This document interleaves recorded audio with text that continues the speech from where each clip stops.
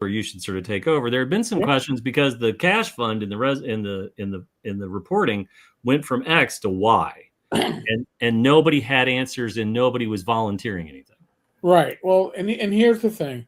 So now if you go to the Gygax Memorial Fund website, you will see that the tax returns are updated through 2023, which the last one's on file. However, until people like Jim and myself and others started asking questions, 2022 and 2023 were not up on the Gygax website. Why would that be?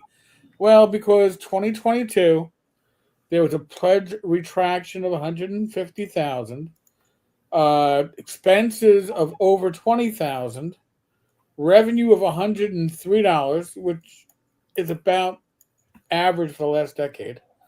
And the fund started at 193 and ended at 23,000.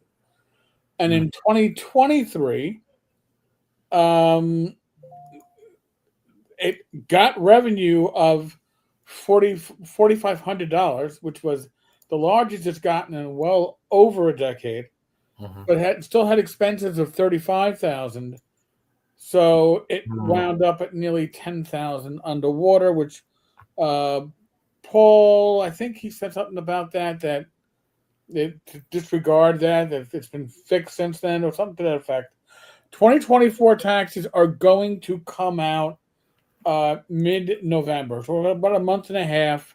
They always file an extension. You're allowed to. There's nothing nefarious about filing an extension. They file an extension that gives them to like November 15th.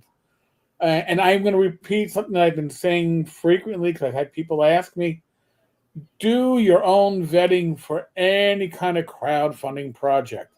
People, especially in this case, because your reward is basically goodwill. You're not getting a physical reward for the most part.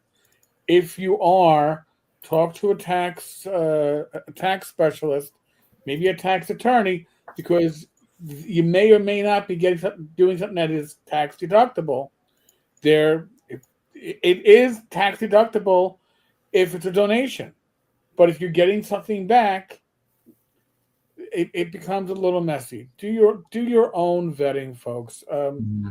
Jim has done a great background on this. I've done a big background on this. There's others out there, but